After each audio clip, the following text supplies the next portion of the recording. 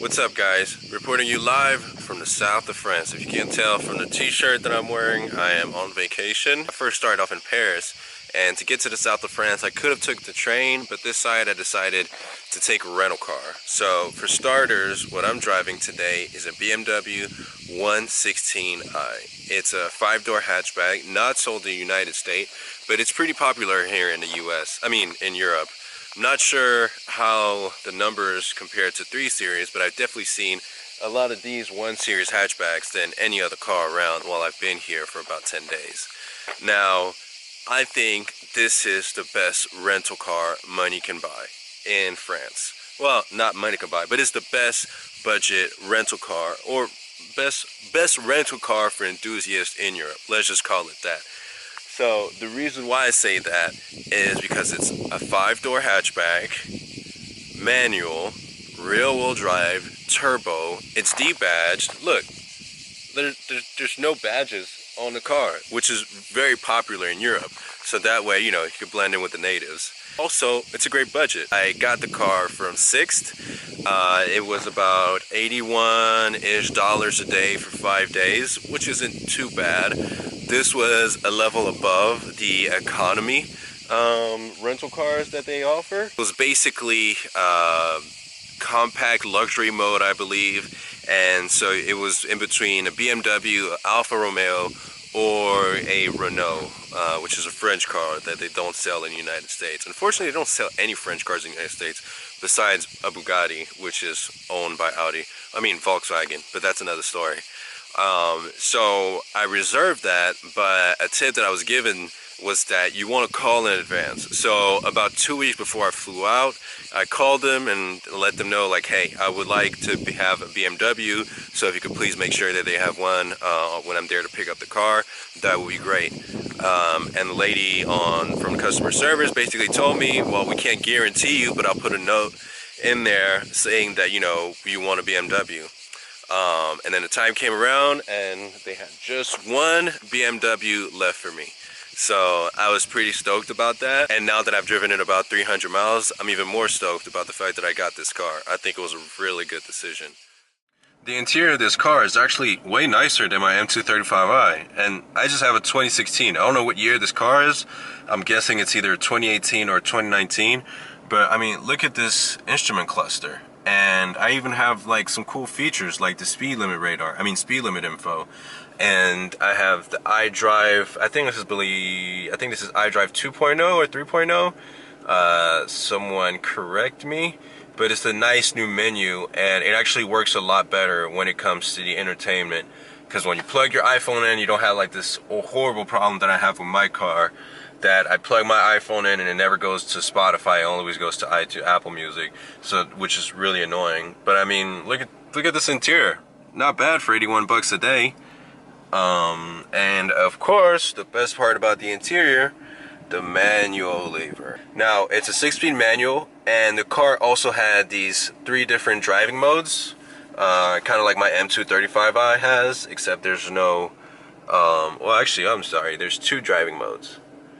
There's Sport, Comfort, no, there's 3. There's Sport, Comfort, and Eco Pro.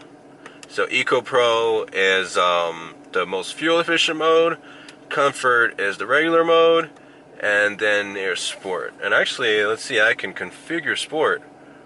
Groupe Propulseur, I think that's turbo, and that's chassis. Yeah, so that's cool. So I guess, that's funny. I didn't know the chassis or anything changed in the chassis. I drove with the Sport mode earlier, but I didn't feel that huge of a difference. As far as the chassis goes, you could definitely feel like the turbo is working a lot more. And speaking of turbo, let's go take a look at the engine. Now here we have these 4-cylinder turbo, and it's not a twin turbo, it's a twin power turbo. It's a twin scroll single turbocharger, and you can see it just here. And you can see the downpipe right there, and then you can see the turbocharger. Now, one thing about this car, ooh, look, a spider. Yeah, stay in the engine bay, don't come inside. One thing about this car is it is underpowered. I would say that's the biggest drawback, I mean, we're talking about like 137 horsepower. So especially if you're going in a big group with about 4 people in your car, yeah, you're gonna have a tough time. But hey, it's a manual, so you know what? Just downshift the gear or 2 or 3 and you'll be able to pass people on a freeway. But no, just kidding. The power hasn't been that big of a problem for me. I was going into this knowing it would be underpowered, and I mean, it's all a part of the experience, you know. That's what, you know, hot hatches are, and why, you know, I say that this is the best rental car, because in Europe there's just this huge thing about hot hatches. It's like a culture thing that we don't have in the US, and this car gives you a little bit of that taste, you know what I mean? Now let's talk a bit more about how this car is to drive. Probably starting with the manual, since it's kind of the highlight of this rental car. It's a typical BMW manual, which means that it's a little bit notchy. If you've ever driven a BMW, you kind of know what I'm talking about.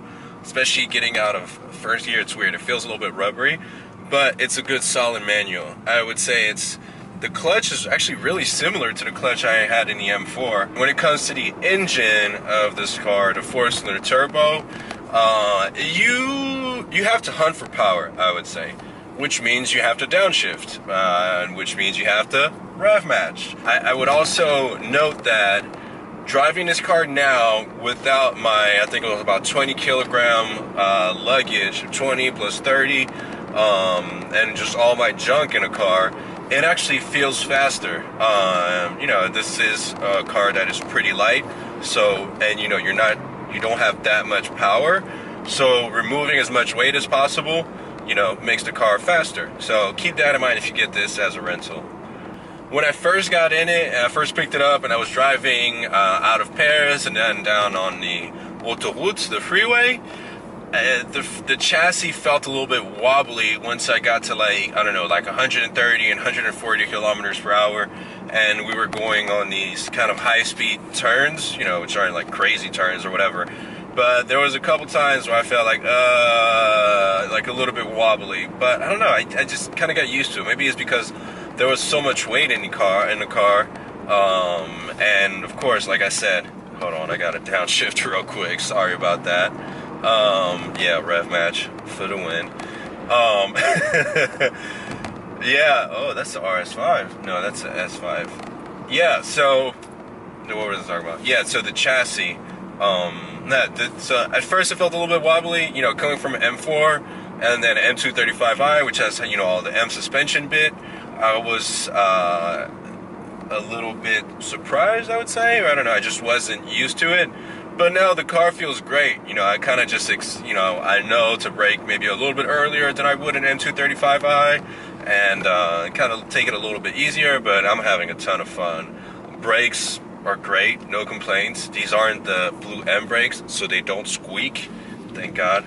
Overall, it's a BMW chassis, which means you will have a lot of fun with this car, and it'll put a lot of smiles on your face.